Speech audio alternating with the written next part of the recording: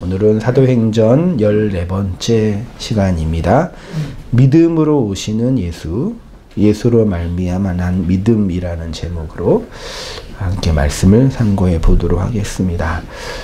말씀 참고하기 전에 광고 하나를 먼저 드리면요.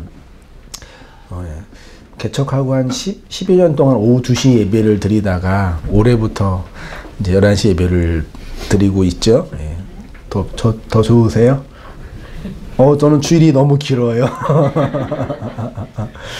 어저께 드리고 있는데, 그래서 원래 이제 일반 우리 교회는 예배 드리고 같이 이제 식사라도 하는 게, 이렇게 전통이고, 그래야지 예배를 드린 것 같고, 예배 때, 설교 때 은혜를 못 받았어도, 그날 맛있는 밥이 나오면, 감사함으로 돌아가고, 아무튼 그런 게 전통적인 교회 모습인데, 저희 구조상, 그렇게 식사를 같이 먹지 못한 부분도 있어가지고 아쉬운 부분이 있는데, 가끔 우리 성도님들이나 우리 권사님들이 이렇게 대접해서 이렇게 봉사하셔서 가끔 이렇게 식탁교제 했잖아요. 그래서 그런 게 있어가지고 오늘 우리 권사님이랑 잠깐 얘기를 하면서 그러지 말고, 한 달에, 매주는 힘들어도 한 달에 한 번씩 우리 가정들이 있으니까 제가 대충 온땅에 오시는 이 가정, 그룹 이렇게 보니까, 이렇게 의정부에서도 오시고,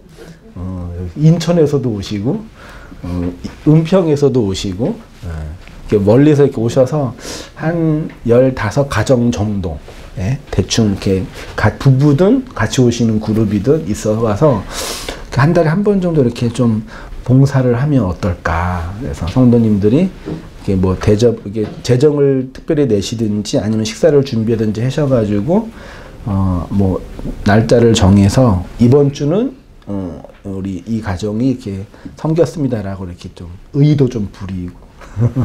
네, 그래서 정기적으로 한 달에 한 번이라도 하면 어떨까 이렇게 말씀을 하셨는데 괜찮을 것 같아요.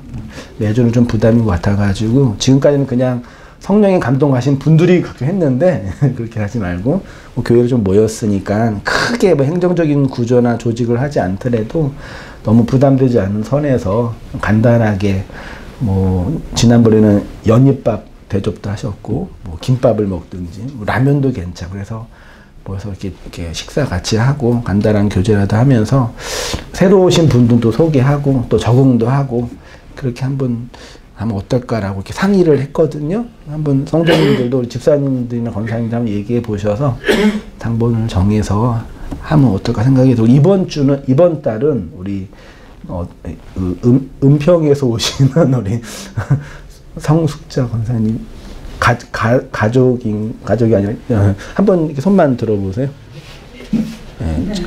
저분들 올해 등록하신 거죠. 우리 오셔가지고 너무 온땅교회가 감사하고 좋아서 그쵸?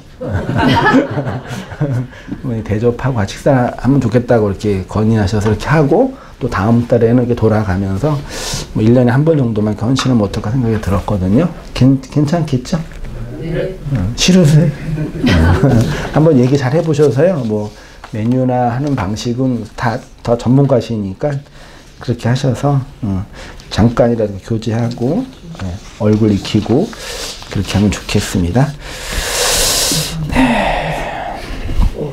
3장 9절과 우리 11절을 다시 보시면요.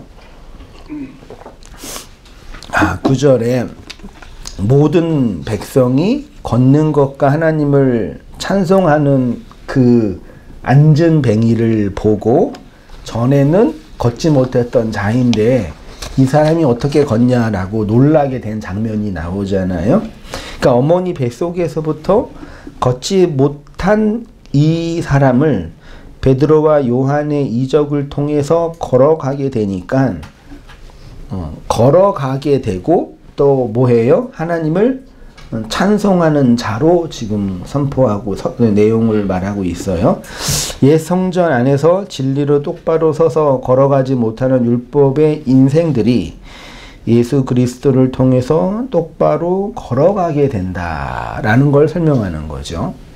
왜냐하면 성경에서 걸어가는 것은 그냥 단순히 우리가 이렇게 두 발을 가지고 걷는 거지만 다른 한편으로는 어떤 진리를 향한 여정, 진리로 걸어가는 모습을 담고 있잖아요. 이스라엘 백성이 출애굽하여서 광야를 뭐 했어요?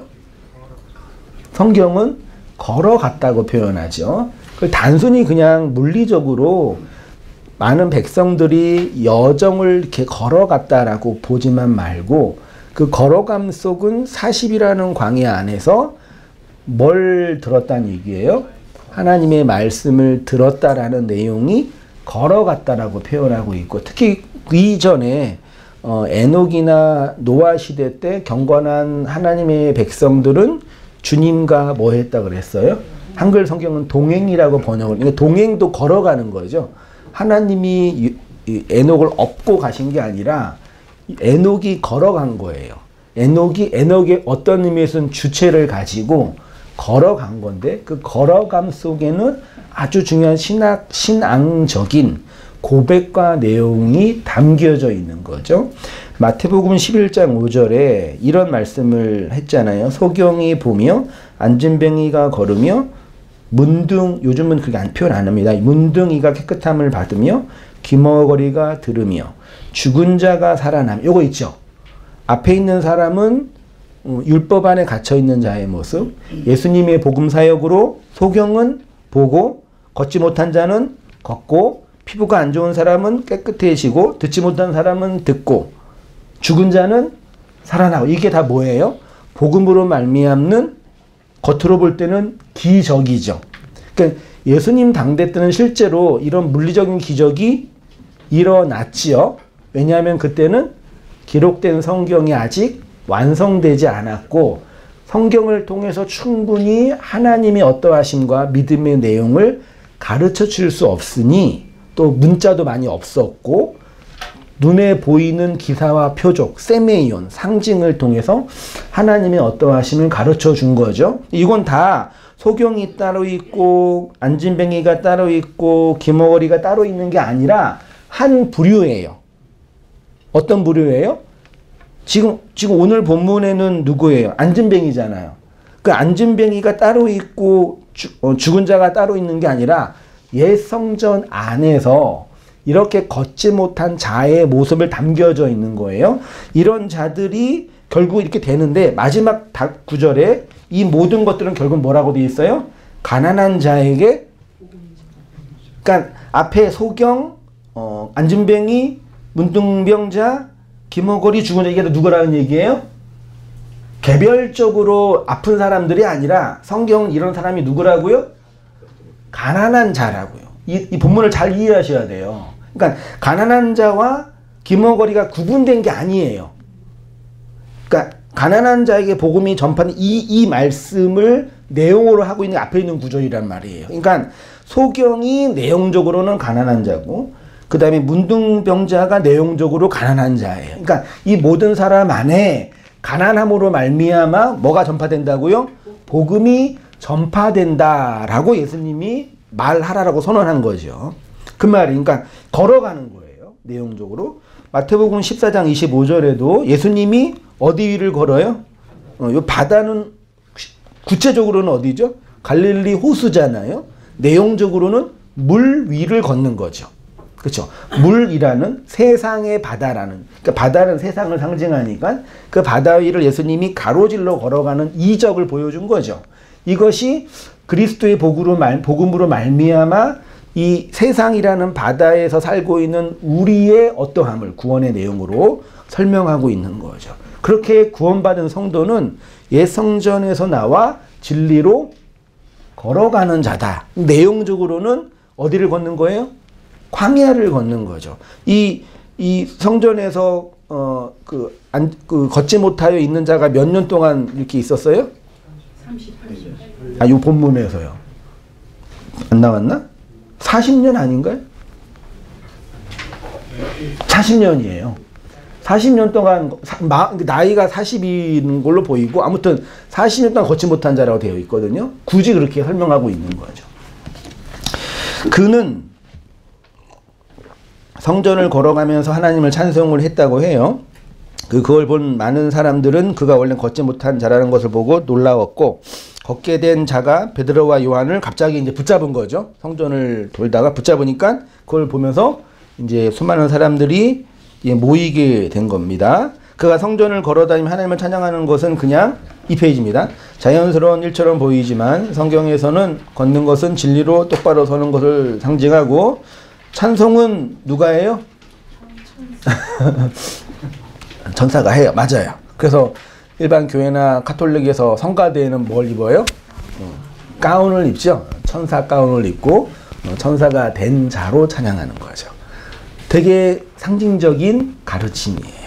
그러니까 우리가 단순히 찬송한다는 얘기는 이런 우리 노래나 곡조로 현대 대중음악으로 이렇게 곡을 붙여서 노래를 하는 거지만, 그거는 되게 지극히 겉으로 드러난 한 부분이고, 내용적으로는 율법의 세상을 진리로 걸어가는 그 모습이 뭐예요?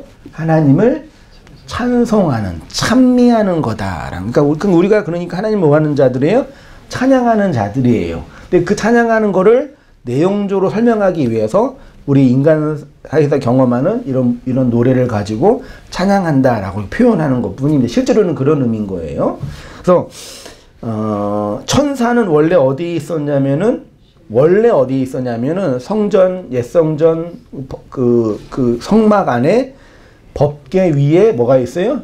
시은자가 있죠. 그 시은자는 원래 물리적인 공간이 아니죠. 법궤 위가 시은자예요.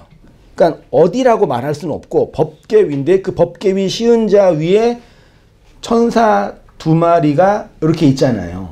그러니까 하나님의 은혜와 구원의 은총이 나타나는 현장을 상징하는 게 법궤 위고, 그 위에 뭐가 있었다고요? 천사 둘이 있었고요. 그걸 알아먹는 게 하나님을 찬송하는 것이라고 표현하는 거죠. 그걸 알고 가운을 입고 하나님을 찬양하는 게 정말 아름다운 찬양이고, 사실은요. 아무튼 그 천사는 그런 역할을 하고 있는 거고, 그래서 이 천사의 또 다른 역할 중에 하나가 이 안겔루스잖아요. 네, 안겔루스는 뭐예요? 말씀을 전하는 사자라고 하잖아요. 그러니까 말씀 자체라는 의미도 있는 거예요. 그러니까 옛 성전의 내용을 통해서 하나님의 속천의 은혜의 깊은 것을 깨달은 성도는 하나님이 건네준 진리의 말씀, 그리스도의 영으로 말미암아 하나님을 찬양하는 자다라고 선언하는 거죠. 그게 하나님을 뭐 하는 거라고요? 찬송하는 거라고요. 그게요. 걷지 못한 자가 걷게 되는 이적이 사도들이 행한 첫 번째 이적이라는 걸 우리가 기억해야 합니다. 지금 사도행전 1장, 2장을 통해서 초대교회 안에 성령이 강림하여 수많은 사람들이 갑자기 사도들이 집례하는 모임으로 모였어요. 그걸 보면서 기분이 나쁜 사람들이 누굴까요?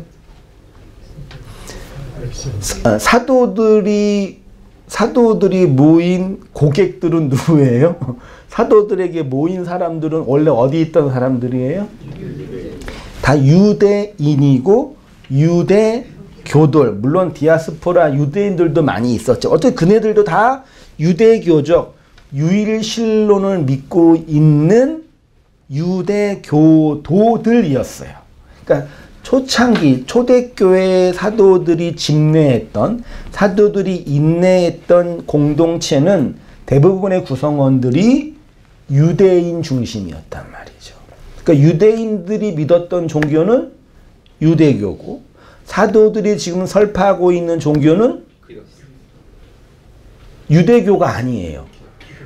기독교는 나중에 얘기한 거고, 그 당시에는 기독교가 뭔지도 없었어요.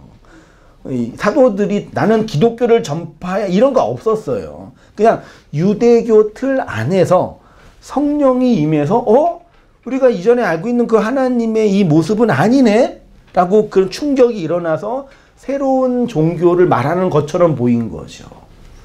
그러니까 그리스도교를 전파하니까 자꾸 유대교 그 교도의 바리새파나 유대파나 대제사장들이, 이 사람들이 어떻게 된 거예요? 자꾸 자기네 성도 뺏어가니까 유대인들, 유대교도들이 이제 열이 받은 거죠, 말하자면요.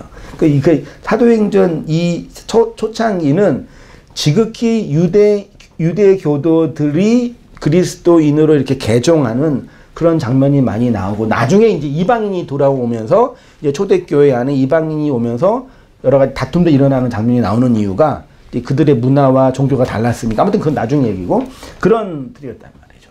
그러니까 초창기 사도행전의 성도들은 유대인이었단 말이에요.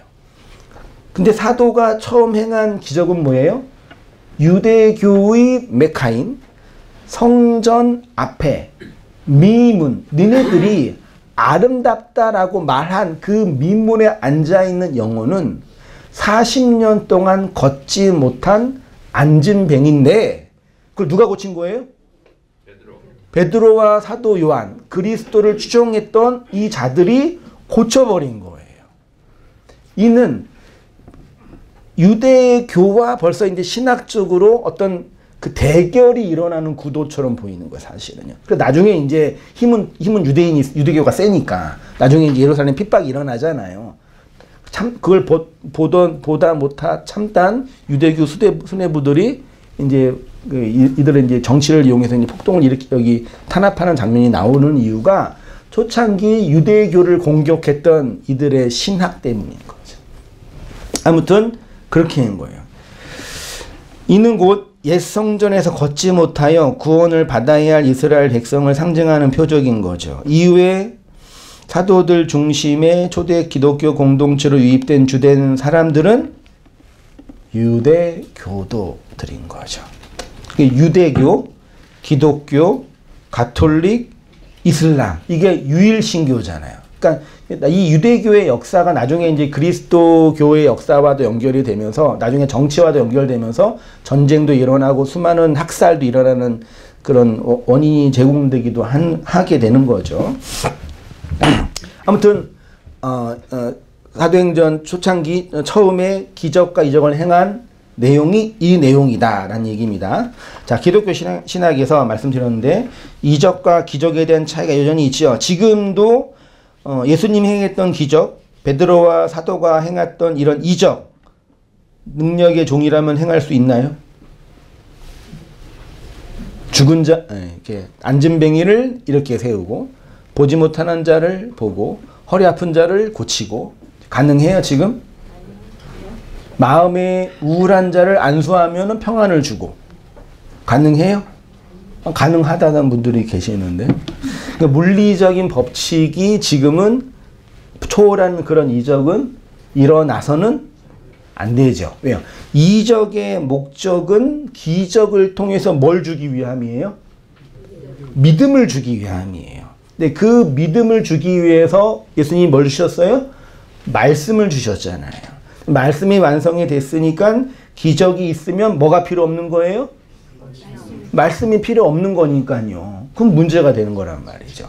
기록된 성경 자체가 하나님의 이적의 내용을 설명하는 거란 얘기죠.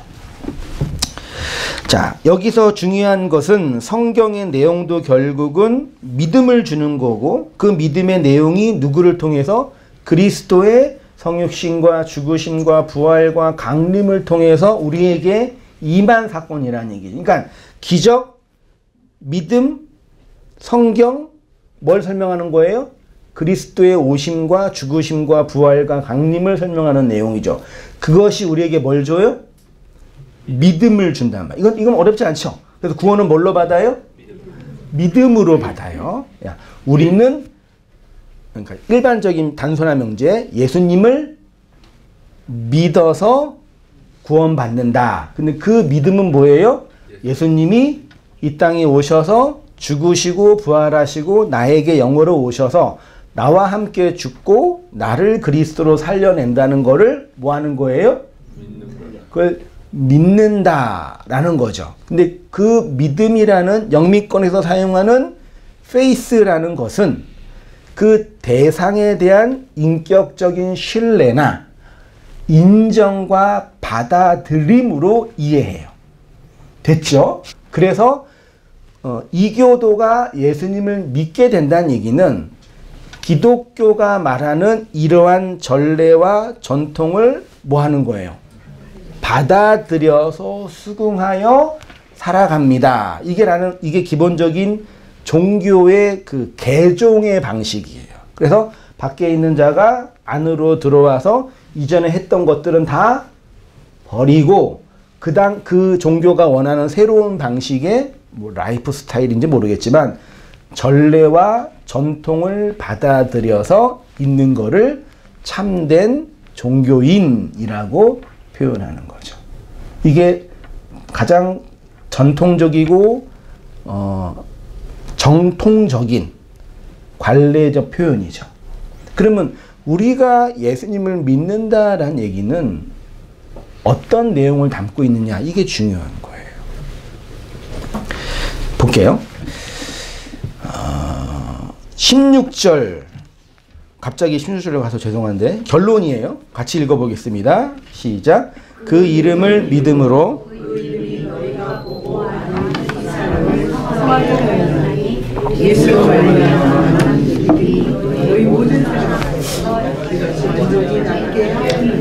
네. 그 이름을 믿음으로 그 이름이 너희가 보고 아는 이 사람을 낫게 성하게 하였나니 예수로 말미암아 난 믿음이 너희 모든 사람 앞에서 이 사람을 낫게 했다. 그러면 이 안진뱅이가 걷지 못한 자가 일어날 수 있게 된 이유는 뭐예요? 믿음이에요. 됐죠? 누구의 믿음이에요? 안진뱅이의 믿음이에요? 안진뱅이가 믿음이 있어요? 보면 잘 보세요. 이 믿음이 있어요, 없어요? 하나도 없어요. 그냥 좀 주세요. 그러니까 은가금은 내게 없거니와 하고 손을 딱 잡고 이렇게 세우니까 일어나서 뭔 일이래? 그걸 걸어다고 찬송하고 그거예요.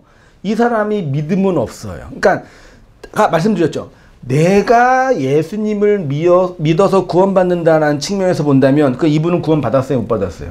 못 받았어요. 받았어요, 못 받았어요? 못 받았어요. 믿음이 없잖아요. 그러면 예수를 믿어서 구원받는다는 얘기는 이분에겐 통용이 안 되는 거예요. 근데 지금 내용으로는 구원받은 거잖아요. 성전을 걸어가는 거니까. 그러면 아까 전제했던 전통 기독교가 말하고 있는 예수를 믿어서 구원받는다라는 그 믿음의 내용이 인간 편에서의 페이스, 적극적인 사고방식이나 어떤 대상에 대한 신뢰를 의미하는 게 아니라는 걸 아셔야 되는 거예요. 이게 되게 이제 중요한 거예요. 우리는 믿음이 있다. 그러니까 제가 지금 이게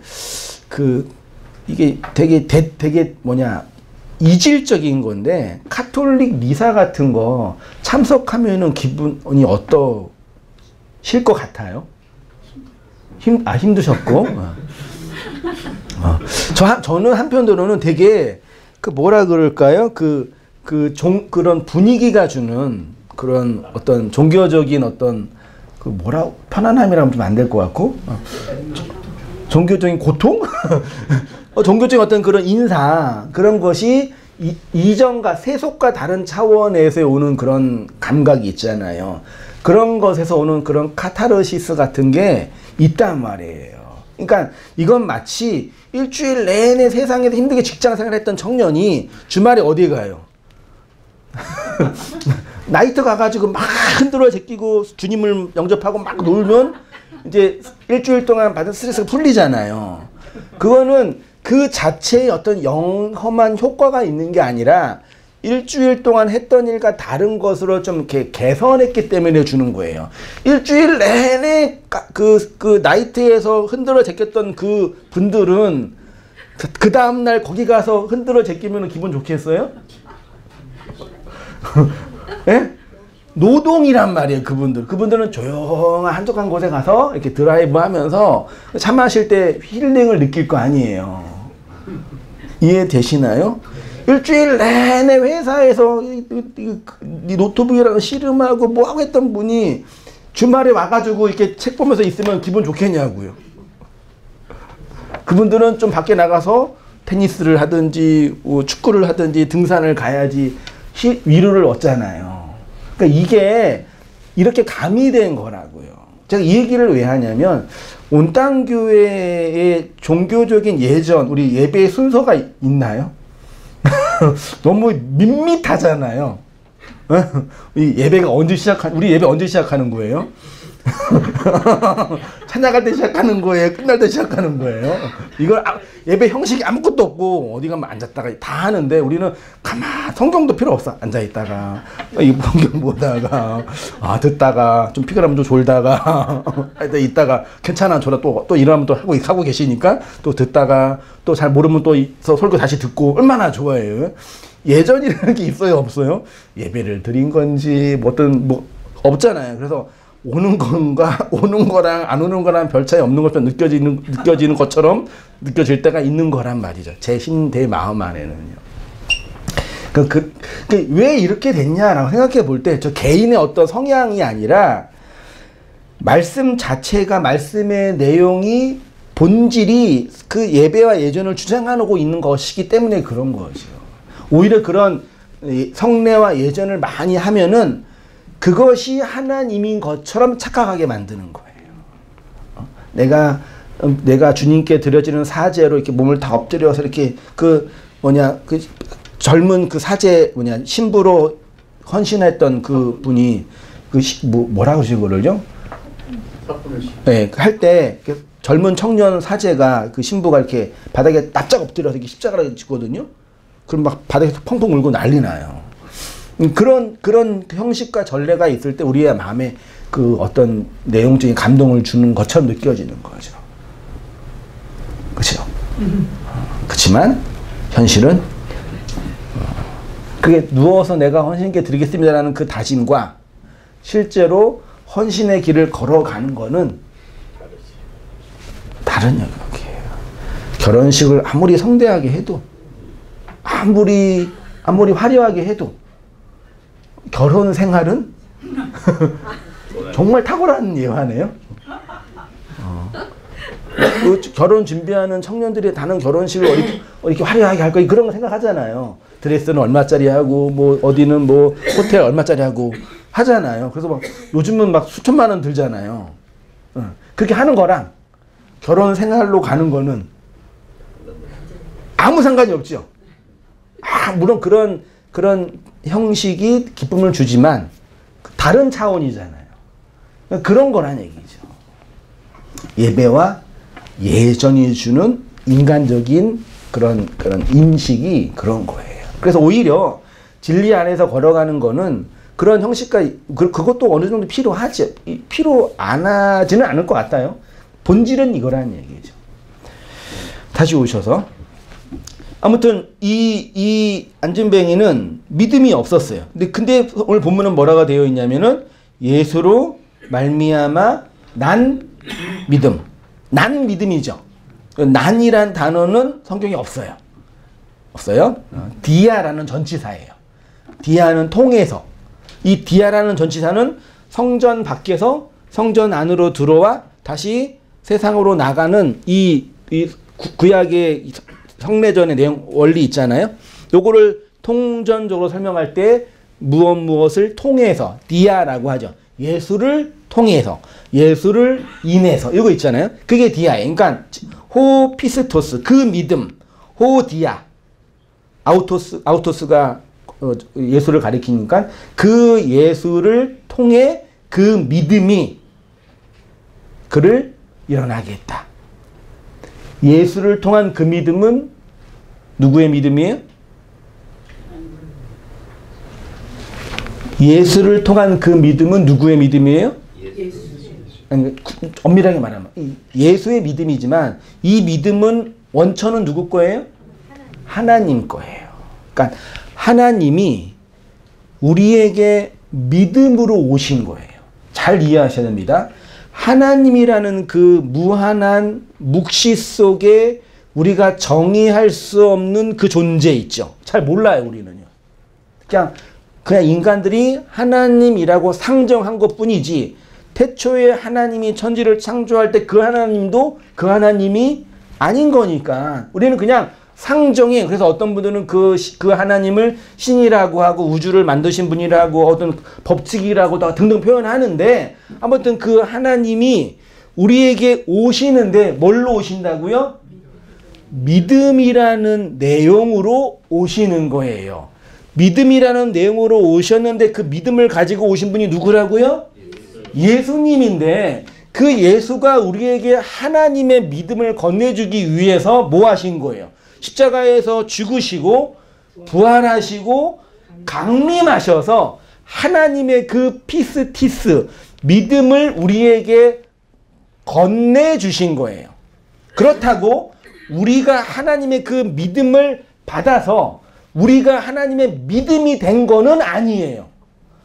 어떤 의미에서는 믿음이 된 거지만 하나님이 볼 때는 내가 내 믿음으로 너를 구원해낼 거야 라고 할 때는 그 믿음은 하나님의 그 믿음이 아니에요. 잘 이해하셔야 됩니다. 그 믿음은 하나님의 믿음이 아니라 우리의 믿음이에요. 그 우리의 믿음을 성경에 뭐라 그래요? 피스토스라 그래요. 단어 차이지만 피스티스는 그냥 믿음이라는 일반 명사고 피스토스는 뭘로 번역해요? 믿음이 있는 자 혹은 믿음이 된 자. 그 다른 성경은 충성된 자, 신실한 자, 성실한 자라고 인간 편의 어떤 걸로 형용하는 거예요. 그 형용사예요, 이거는요. 그러니까 여러분 믿음이 있는 자와 충성된 자가 같아요, 달라요? 다른 차원이죠. 저분은 믿음이 되게 좋은데 충성하자 이렇게 표현하기도 하잖아요. 믿음만 좋으면 뭐해? 성실하지 않는데. 그런 거 있죠. 믿음은 되게 좋은데 저분 성실하지가 않아. 그러니까 우리는 이렇게 구분하는데 성경은 믿음이 있는 피스토스인 자가 하나님 볼 때는 충성된 자고 성실한 자고 진실한 자라고 평가하는 거예요. 형용한다고요, 하나님이. 피스티스를 건네받은 자로. 그러니까 오늘 걸어가는 이 안전뱅이가 하나님의 믿음으로 걷게 돼서 믿어진 자, 믿음이 있는 자가 된 거예요. 내용적으로 볼 때는요. 그러니까 걷지 못한 자에게 예수님에 대한 믿음이 있었는데 그 믿음이 이러한 피스토스란 얘기죠. 흔히 성령 사역을 하시는 분들의 관용적인 멘트가 믿음대로 된다라고 했죠. 그 믿음의 분량이라는 단어를 또 성경에 있으니까 내 믿음의 크기에 따라서 하나님이 복을 주신다. 이런 진짜 말도 안 되는 그 사람들을 오해하게 하는, 곡해하게 하는 해석인 거죠. 믿음이 분량이 크면 하나님 많이 넣어주시고 믿음이 있다만 하면은 조금 주시죠. 믿음을 크게 하셔야지 많이 받는. 진짜 이런 지금 생각해 보면 정말 말도 안 되는 어떻게 그런 그런 의미에서 인간은 정말 지극히 단순해요. 그래서 이렇게 복잡하고 깊이 있는 설교를 하면 돼요, 안 돼요? 이렇게 복잡하고 깊이 있는 돼요, 안 돼요? 별로 못 알아먹고 인기도 없어요. 이거는 듣지도 않고 왜 그런 저분 뭔지 그럴 거예요. 사람은 심플하고 단순하고 내 마음에 탁 이렇게 착 감기는 그 있죠. 착 감기는 그런 걸 좋아하지. 이렇게 깊이 생각하고 나의 깊은 것들을 돌아보고 내 인생은 그러기 쉽지 않아. 언제 그 일을 해요? 막 즐겁고 단순하고 심플하게 살다가 인생을 깊이 돌아보는 소위 말하는 철학적인 사유라 그럴까? 깊이 있는 묵상을 언제 해요? 잘 안 될 때, 내 계획과 내 뜻대로 안 될 때, 힘들 때, 지칠 때, 그게 누구예요? 가난한 자예요. 가난한 자예요. 소득 수준이 낮다 그 얘기가 아니라 그게 가난한 자라고요. 그럴 때만 그렇게 될 때 그렇게 막 말도 안 되게 단순하게 했던 그 얘기가 얼마나 말도 안 되는 건지 인식하게 되는 거죠. 그게 이제 그 사람의 믿음이 아니라 하나님의 믿음이라고 표현합니다. 요한복음 14장 12절에 내가 진실로 진실로 너희에게 이르노니 나를 믿는 자는 내가 하는 그 일을 그도 할 것이요 또 그 또한 그보다 큰 일도 하리니 이는 내가 아버지 이 말씀 있잖아요. 예.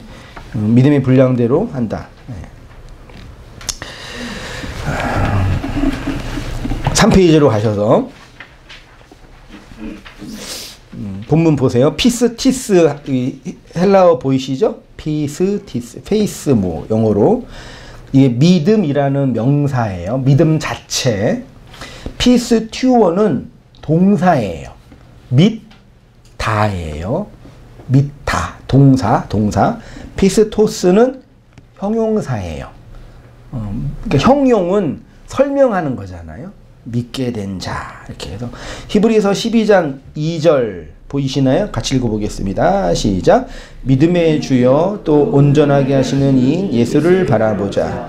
그는 그 앞에 있는 기쁨을 위하여 아니하시더니 하나님 보좌 우편에 요거는 피스티스일까 피스튜어일까 피스토스일까요? 믿음의 주 피스티스이겠죠. 믿음 자체이신 그분. 마태복음 8장 13절 예수께서 백부장에게 이르시되 가라 내 믿은 대로 될지어다. 이건 뭐예요? 피스튜오예요. 너가 지금 믿고 있는 그거 있잖아. 보고 있는 그거 있잖아. 그대로 될 거야. 그 찰나의 순간 동작이니까 그걸 지금 얘기하고 있는 거예요. 마태복음 24장 40절 충성되고 지혜 있는 종. 요 충성 있죠? 이게 피스토스예요. 믿음이 있는 자인데 성경은 충성된 자라고 번역을 한 거죠. 그러니까 이렇게 번역한 거 보면 참 번역하신 분들도 대단한 것 같아요. 그럼 믿음이 있는 자라고 번역해야지 온문에 가까운데 피스토스니까. 또 고전 4장 2절에 그리고 맡은 자에게 구할 것은 맡은 자에게 여러분 믿음이 있는 자가 훨씬 더 다가와요? 충성된 자가 훨씬 더 다가와요? 이게 맞잖아요. 그러니까 교회 일을 잘 하기 위해서는 여러분이 뭐 해야 돼요? 충성스러워야 되잖아요. 일 주면 제깍제깍 하고 예배에 빠지지 않고 그 충성된 일꾼이 되잖아요. 근데 성경에 충성된 신약 성경에 충성된 거의 대부분의 단어가 피스토스예요. 예. 믿음이 있는 자로 번역합니다. 그러니까 성경 자체가 우리에게 피스토스를 원하는 것은 단순히 이 세상에서 물리적인 일을 얘기하는 거는 아무 상관이 없는 거예요. 그걸 안 하면은 그냥 시킨 사람만 기분 나쁘고 여러분만 좀 무색해지는 것 뿐이지 믿음과 아무 상관없는 거예요. 그거는요. 이 피스토스로 되어 있습니다. 자, 오늘 본문에 걷지 못한 자가 걸을 수 있게 된 믿음은 뭐라고요? 피스토스가 아니라 피스튜어도 아니라 피스티스 믿음 자체란 말이에요. 하나님의 그 믿음이 40년 걷지 못한 그 인생에게 오셔서 걸어가게 하신 거란 말이죠. 그 믿음이 그를 일어나게 한 거죠. 여기서 우리가 생각해야 할 부분이 이것입니다. 하나님의 믿음이라는 것이 어떻게 인생들을 구원하냐. 그러니까 우리가 믿음으로 구원받는다라는 그 말 자체는 맞지만 믿음으로라는 개념 안에는 자꾸 뭘 집어넣으려고 그래요. 내가 뭘 순종하고 내가 뭘 해야 하고 나 안에 뭐 어떤 것이 있어야 되는 차원으로만 생각하고 싶은 거예요. 그런 거 보니까 나는 별로 믿음이 없는 것처럼 보이고 쟤도 별로 믿음이 없는 것처럼 보이고 이렇게 평가를 하는 거예요. 믿음으로 구원받는다는 이 명제는 명확한 진리지만 의로라는 이 조사 한 두 개가 너무 많은 차이를 만들어낸다니까요. 다시 보세요. 그 이름을 믿음으로 이렇게 번역했네요. 그 이름이 너희가 보고 아는 이 사람을 성하게 하셨나니 예수로 말미암아 난 믿음이 낫게 했느니라. 자, 네가 보고 있잖아. 믿음이 낫게 한 거야. 뭐예요, 믿음이? 하나님이 낫게 한 거야. 하나님이 건네준 그 믿음이 낫게 한 거야. 그러면 하나님이 그 믿음을 건네주기 위한 내용으로 누가 오셨다고요? 예수가 오셨는데 유대인들은 그 예수를 죽였고 부인했잖아요. 그래서 믿음이 없는 거야 라고 뒤에 얘기한 거예요. 나중에 그래서 베드로가 뭐라 그래요? 니네가 할 일은 믿는 건데 그 믿는 게 뭐냐면 내가 믿습니다. 내가 믿음대로 이게 아니라 너희가 죽인 그 예수를 너희가 그 예수를 죽였고 너희가 그 죄에서 돌이키고 회개하고 돌이켜야지 믿음이 주어진다라고 얘기하는 거예요. 그래서 여기서 중요한 게 예수의 오심, 죽으심, 살아나심, 그 다음에 다시 오심이라고 하는 파루지아예요. 그러니까 우리가 찬양 아까 했던 건 다시 오실 예수 했잖아요. 찬양으로. 그 다시 오실 예수가 앞으로 언젠가 미래에 내가 힘들고 어려울 때 혹은 죽음 이후에 물리적으로 다시 오신다는 그 예수가 아니라 지금 다시 오신 거잖아요. 이해되시나요? 그게 강림, 파루지아의 현실인 거예요. 사도행전 2장에서 사도들의 성령 강림을 받고 그 예수님이 다시 오심이 지금 누구한테 강림하고 있는 거예요? 이 걷지 못한 자에게 임한 거잖아요. 그게 강림이라고요. 그건 예수님이 다시 오고 계시네요. 이해되셨나요? 그걸 쉬운 우리의 용어로 말하면 복음을 전한다, 말씀을 나눈다, 구제를 한다, 진리로 교제한다 라고 표현하는 거예요. 그게 가장 중요한 것 중에 하나예요. 그러니까 우리가 신앙을 지킨다는 것을 나는 지금 힘들고 어려운 걸 잘 견디면서 앞으로 주님이 이 힘들고 어려운 나를 보상해 줄 거야 라는 차원으로 다시 오신다 그러면 아니에요. 그거는요. 보상해줘요 안 해줘요? 확신을 하셔버리네. 아, 이 보상 체계가 없으면 이 종교는 망하는데. 망해요 진짜. 내세, 좋은 곳, 없다는 얘기가 아니라 그 지금보다 더 주어지지 않으면 그게 수익률이 안 남거든요. 그러면 사람들이 투자를 안 해요. 수익률이 야, 네 수익률 너 안 돼. 그러면 하겠냐고요. 안 된단 말이에요. 보상 체계가 앞으로 미래에 내가 모르는 어떤 일에 좋은 곳이 온다라는 그런 게 아니라 말씀의 강림, 하나님의 파루지아를 경험한 자 안에 이렇게 말씀으로 말미암는 그리스도의 임하심을 경험하게 된다는 얘기죠. 여러분 잘 생각해보고 확인해보세요. 우리가 말씀을 듣고 진리로 살아가고 일상을 살아가고 그 모든 삶 속에 그리스도에 뭐가 있어요? 파루지아가 있는 거라니까요.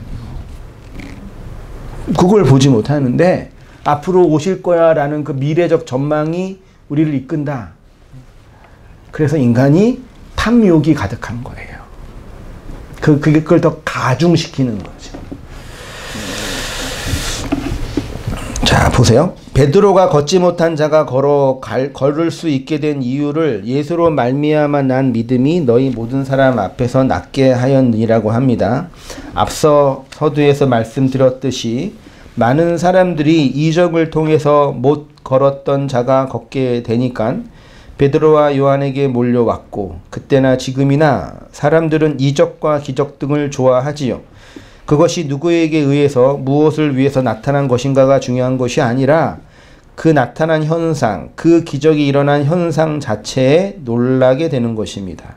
그리고 그런 기적을 자신들도 경험하기를 원해서 또 베드로와 사도에게 모였잖아요. 하나님도 차라리 이때 모인 사람들한테 아픈 사람 낫게 하고 없는 사람 있게 하고 그런 이적을 받으세요 하면은 자 베드로가 한번 했으니까 자 보세요. 자 마음의 소원 있지요? 마음의 소원 마음으로 얹으세요. 이렇게요. 마음의 소원 있잖아요. 자 이루어질지어다 그러면 돼요 안 돼요? 아 나 돈 필요해요. 돈 주시고 나 건강 필요해요. 그러면 되잖아요. 되죠? 웃기죠? 그렇게 하고 있어요 지금 사람들이. 얼마나 무서워요. 저는 등골이 오싹하다니까요. 어떻게 이렇게 무서운 귀신들이 놀고 있는지 모르겠어요. 네? 그렇게 하면 되잖아요. 하고 있잖아요, 그렇게. 아니, 하고 있잖아요, 지금 많은 목사들이. 그렇게 안 모인 사람들한테 베드로가 왜 그러세요? 왜 그러세요? 내가 한 거 아닌데요? 하나님의 믿음이 한 거예요. 자, 여러분도 이거 받고 싶으세요? 그러면 이렇게 해요. 라고 예수를 설명해 주고. 그래서 이적은 세메이온인 것 뿐인 거예요. 그래서 가끔 그런 세메이온을 설명하기 위해서 이런 이적들이 사도행전에 몇 번 정도 나타나고 끝나는 거죠. 그러니까 베드로는 이 일은 우리 개인의 권능과 경건으로 된 것이 아니라고 하면서 자연스럽게 아브라함의 하나님으로 시작하여 이 땅에 오신 예수님, 십자가에 죽으시고 다시 살아난 예수님에 대한 증언을 하고 있죠. 본문 겉으로 볼 때 걷지 못한 자가 베드로와 요한의 행한 기적을 통해서 일어나는 것처럼 보이지만 아니죠. 이런 본문을 근거로 심지어 목사들이 똑같은 기적을 행할 수 있다라고 말하면 정말 바보 천치 같은 일 정도가 아니라 정말 그는 하나님을 모욕하는 악한 행동인 거예요. 실제로도 그렇게 행하면 막 낫는 게 일어났다고 하니 놀랍기도 하죠. 정말 일어난지는 모르겠지만. 그 이름을 믿음으로 예수로 말미암아 난 믿음이 이 사람을 낫게 했다. 성전 미문에 나면서부터 걷지 못하여 구걸하던 이 사람은 율법과 제사를 주도하며 하나님을 사유하고 있는 유대교도를 상징하는 인물이에요. 그래서 옛 성전은 진리로 걸어가며 하나님을 찬송할 수 없는 상태였고요. 그런 자가 일어날 수 있는 길은 기적이 일어나는 거죠. 근데 그 기적이 물리적인 법칙을 초월하여 나타난 것이지만 그 안에는 믿음이 일으키는 내용이다. 여기에서의 그 믿음이 피스토스가 아니라 피스티스입니다. 하나님이 믿음이라는 것으로 그에게 찾아와 일으켜 세우신다.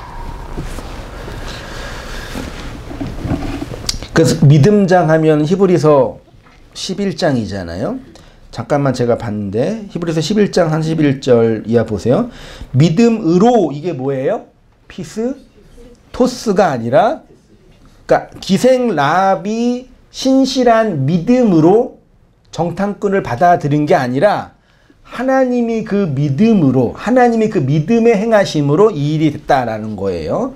정탐꾼을 평안히 영접하였으므로 33절에 믿음으로 이 앞에 이 아브라함과 이삭과 야곱과 모세와 등등등 다 누가 믿음의 사람이 나오죠. 그래서 이거를 현대 많은 목회자 저술가들이 뭐래요?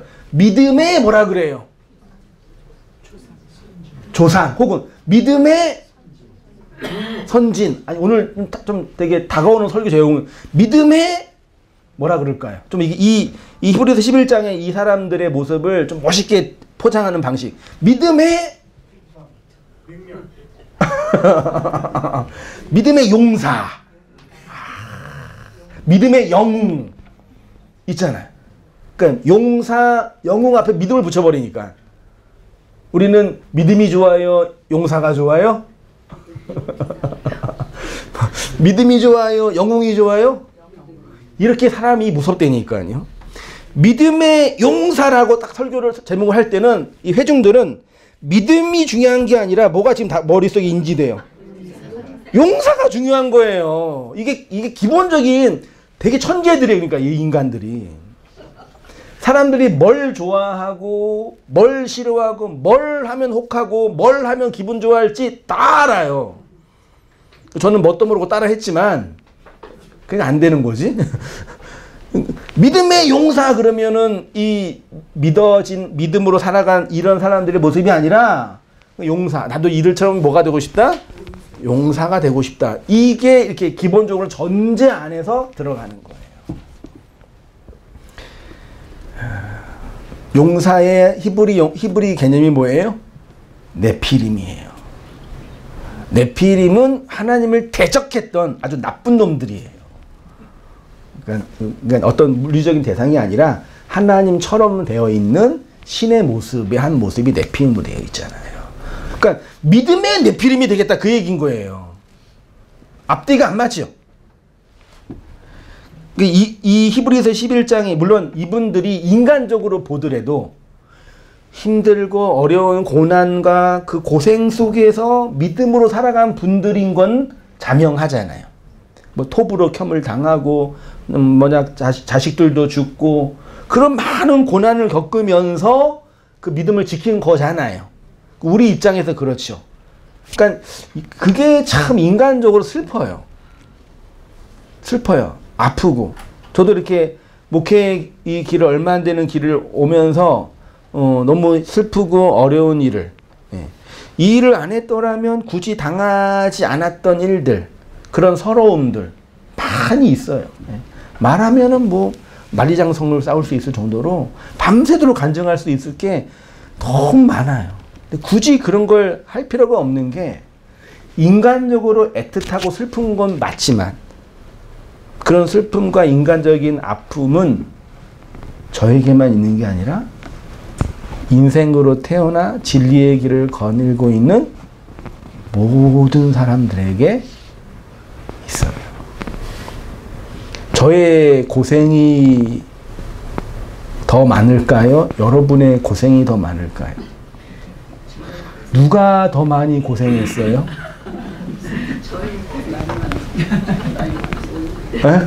여기서 고생 제일 많이 한 사람, 목회를 위해서 고생을 제일 많이 한 사람이 누구예요?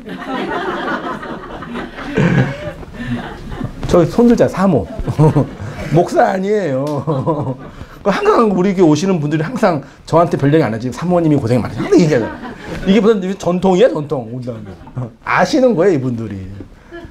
네, 그런 고생은 인간적으로 애틋하고 슬픈 거고 나에게 힘든 거지만 동일하게 여러분에게도 그 일이 있는 거예요. 저울을 달아서 누가 더 많다 적다 말할 수 없는 거래니까요. 100억 자산가가 90억을 잃어버리면 자살하지만 네? 1000만 원 자산가가 자산가라면 1000만 원 자산 아니고 1000만 원 자산가가 900만 원 잃어버리면은 뭐예요? 이를 부득부득 갈면서 산단 말이에요. 돈 잃어버린 양은 비교도 안 되지만 다르잖아요.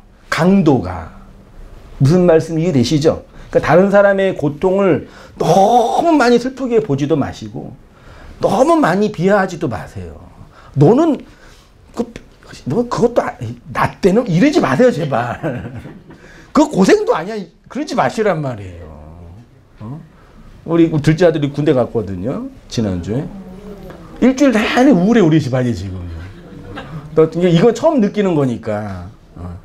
괜히 어디 여행 갈 때나 어디 잠깐 갈 때는 그냥 온 게 군대 간 어제 처음 통화를 했는데 짠하더라고요. 근데 저 때 군대 생활과 얘 때 군대 생활은 물리적으로 비교가 안 돼요. 걱정하는 엄마 아빠한테 엄마 걱정하지 마. 요즘 2등병은 2등별이래. 그 대접이 다른 거잖아요. 그치만 그 안에 있는 그 훈련생은 인생의 가장 큰 시련 속에 있고 눈물 속에 있죠. 야, 이 새끼야, 나 때는 그거 있지도 않았어. 그 아무것도 아니야. 그러면 되냐고요, 그게. 틀린 말은 아니지만 걔한테는 틀린 말이에요. 왜냐하면 걔가 느끼는 강도는 그게 최대치라니까요. 그러니까 인간이 이렇게 나약해요. 그걸 모른단 말이에요. 그러니까 인생이 살면서 경험한 목회를 하다가 당한 상처든 설교를 하다가 당한 상처든 혹은 사업을 하다가 당한 상처든 혹은 가정을 꾸리다가 당한 상처는 모두 개인에게는 큰 슬픔이고 아픔인 거예요. 그래서 나는 목회를 했기 때문에 더 많이 하나님이 보상해줘. 이런 말도 안 되는 생각은 애지당초 가질 필요가 없는 거란 말이죠. 그럼 여러분도 마찬가지예요. 뭐 하다가 고생 얘기했어요? 응? 이분들. 그러니까 이런 용사를 얘기하면서 인간적인 그런 우리 입장에서 자꾸 이렇게 갖다 붙이려고 그러는 거란 말이에요.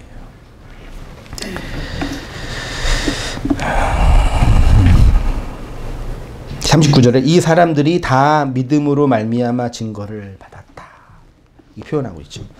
영원하신 하나님이 당신의 믿음으로 우리를 구원시키는데 그러면 그 믿음이 우리에게 어떻게 주어지냐? 예수의 다나투스, 예수의 아나스타시스, 예수의 파루지아. 요게 고스란히 믿음으로 살아가는 누구한테? 우리에게, 여러분에게 죽음으로, 부활로, 강림으로 동일하게 나타나는 거예요. 그래서 그때부터 우리는 믿음으로 살아가죠. 믿음으로 살아가는 것을 다른 말로 믿음을 행하는 자라고 표현해요. 네. 그게 믿음을 뭐 한다고요? 행한다고요. 이 야고보서 관점에서 보면 좀 어려운 관점이죠. 믿음과 행함을 분리해 놓잖아요. 믿는 게 따로 있고 행동하는 게 따로 있다 그러잖아요. 근데 엄밀하게 말하면 요거는 따로 있는 게 아니에요. 그러니까 이게 대칭되는 거. 믿음이 있는데 이건 다른 차원이라고요. 자꾸 사람들이 믿음과 행함을 이상하게 이원화하는데 대칭되는 개념이 아니에요. 하나님이 우리를 위해서 행하신 일이 뭘 주시는 거라고요? 믿음을 주시는 거죠. 그것이 하나님의 믿음이고 하나님의 행동인 거예요.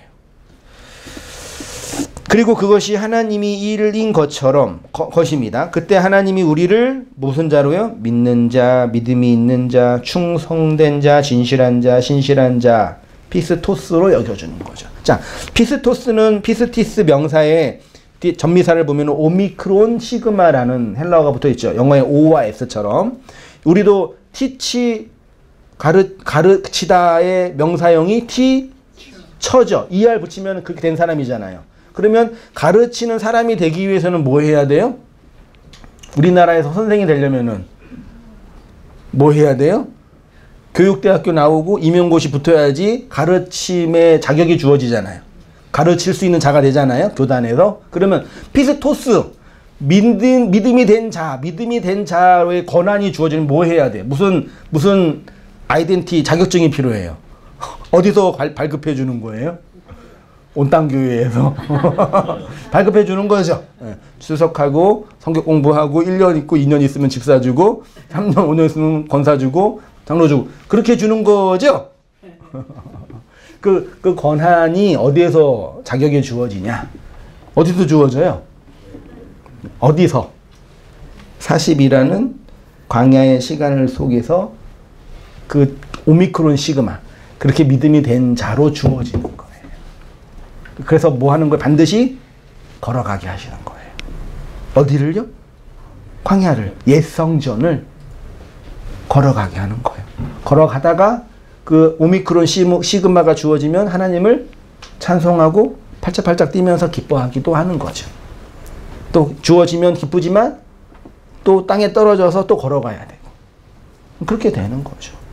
그래서 우리 성도의 신앙의 영광 중에 하나가 그렇게 생고생만 하면서 견디고 인내만 있는 것이 아니라 그런 인내와 하나님의 가르치는 과정 속에서 문득 혹은 자주 혹은 가끔 종종 간헐적이지만 종종 하나님의 은혜의 영광, 하늘의 영광, 그 진리 안에서의 영광이 이거지 라고 감지하고 감사하고 찬송하는 것을 경험하는 거죠. 360일 매일 경험하면은 도파민 과다로 이제 안 좋아요. 그렇죠? 예. 하늘에서 맨날 살면 어떻게 해요? 그럼 안 되잖아요. 가끔 내려오기도 했잖아요. 그렇게 경험하면서 이 세상을 점점 어떻게 하는 거예요? 버려지는 걸 배워가는 거죠. 그렇죠? 네. 그 은혜 안에서 살아가시는 성도님 되시기를 축원드립니다. 기도하겠습니다. 하나님 아버지, 믿음으로 살아가는 선진들의 모습, 우리에게 하나님이 그 믿음으로 오셔서 예수의 죽음과 부활과 승천과 다시 오심을 통해 하나님이 어떠하심을 설명해 주셨사오니 그 은혜의 현실과 내용을 따라서 오롯이 살아가는 저희들의 삶이 되어질 수 있도록 아버지 하나님 인도하여 주시옵소서. 하나님께서 건네준 그 믿음이 우리로 하여금 믿음으로 살게 이끄시고 있음을 알게 하시고 그 인생의 순간과 찰나의 시간 속에서 하나님이 나타나시고 설명해 주신 은혜의 내용들을 찬송하고 선포하고 고백하고 감사하는 저의 모든 삶들이 될 수 있도록 인도하여 주시옵소서. 이제는 우리 주 예수 그리스도의 은혜와 하나님 아버지의 크신 사랑과 성령의 교통하심이 사랑하는 모든 성도님들의 삶 속에 지금부터 영원까지 함께 있을지어다. 아멘.